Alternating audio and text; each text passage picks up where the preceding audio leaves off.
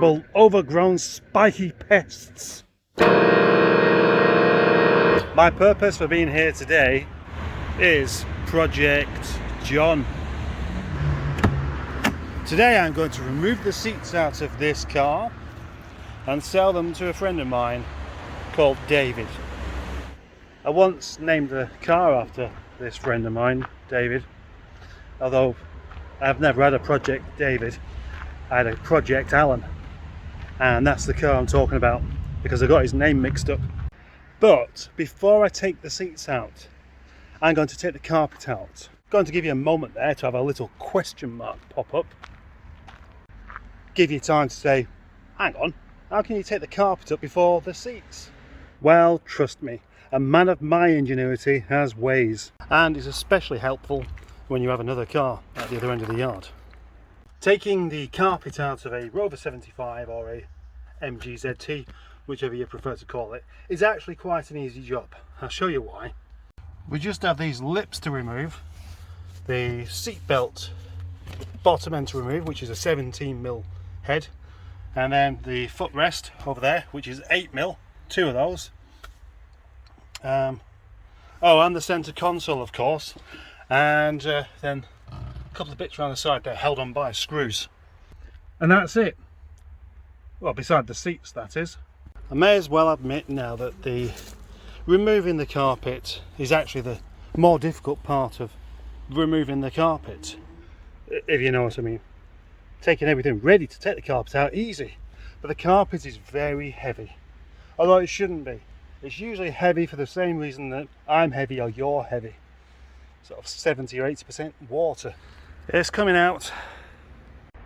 Carpet is out. Certainly been damp a few times, this. And look at these, two of them, floor plugs. Yeah, it's only when you take a carpet out you see the state of the floor, and often it's surprising how good the floor is. And not on this one though.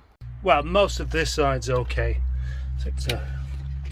except for a big crusty hole there. But on this side, look at this. Look at all the corrosion starting to happen. Now imagine if I'd gone to the effort of fixing this because the head gasket has failed. Head gasket on a KV6. But I didn't do because of the amount of work and the general untidiness of the body. It would probably only last another year before the whole floor rotted through anyway. I'm going to leave that carpet there. I'm sure David will thoroughly enjoy fitting that.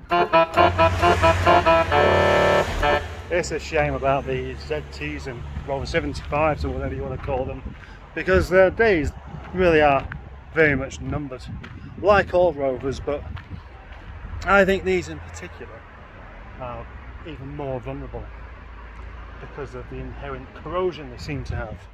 That sounds unfair, doesn't it? All old cars have corrosion, but the ZT or Rover, whatever you want to call it, has also about 50 million other problems as well. 50 million, I hate it when people exaggerate, come on. 30 million, unless it's a really bad one. This car and the one at the other end of the yard, we're basically talking about almost the same thing, aren't we? Rover 75, MG ZT, which is why I said whatever you want to call it. So why don't we make this a little bit less complicated and just refer to this car by its code name, the R40. We do it with the R8, don't we? Because that saves the hassle of getting mixed up with the early 400s and 200s.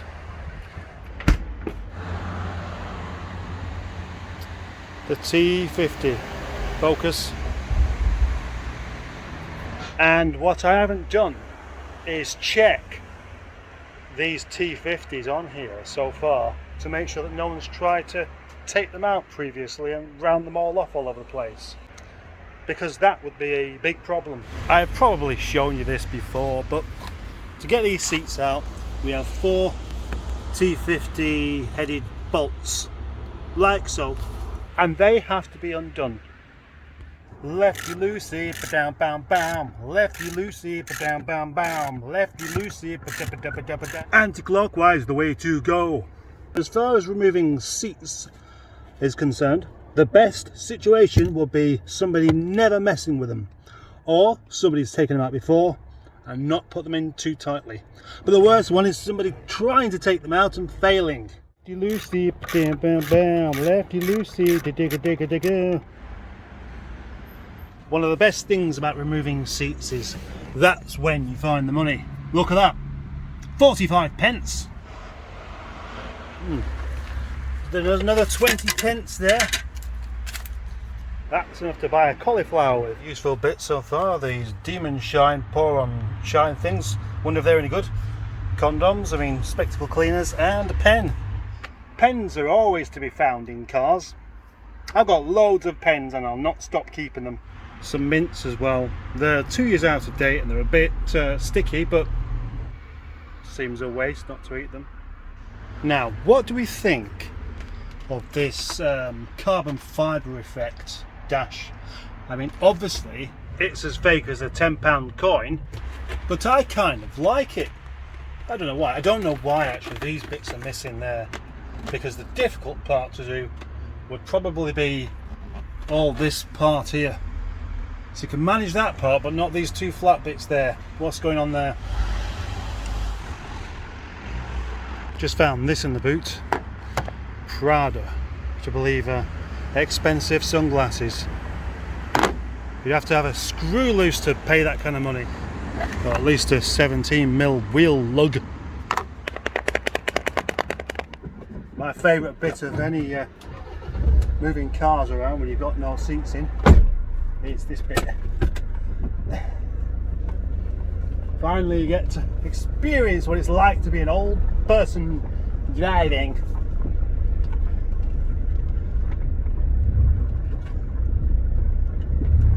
Hey!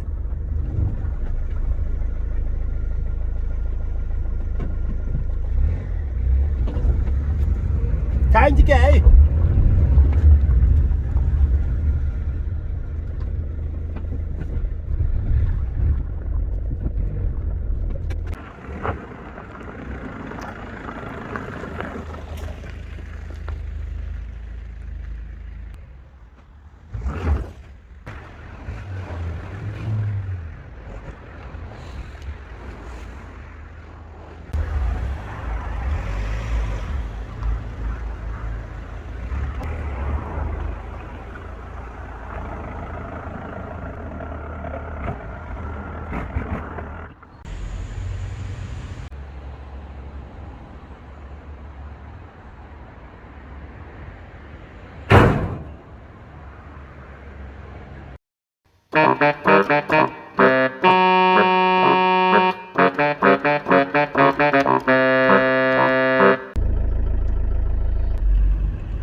$90,000 miles on Project Steve. Nice. Anyway, somebody said to me that YouTube videos over 10 minutes long are more likely to get viewed due to YouTube's algorithms or something like that. And I don't know whether that's true. I'm going to have a chat about my YouTube videos or algorithms.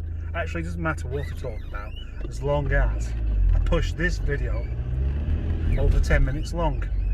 And I think it's about 8 minutes long.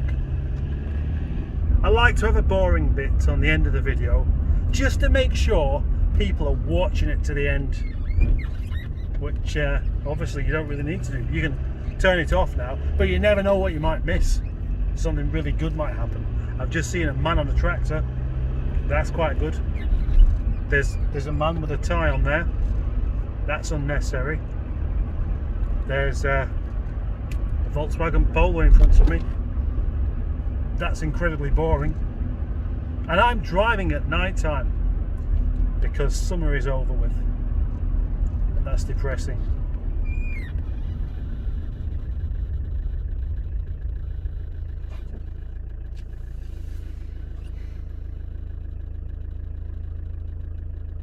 Another 10 seconds.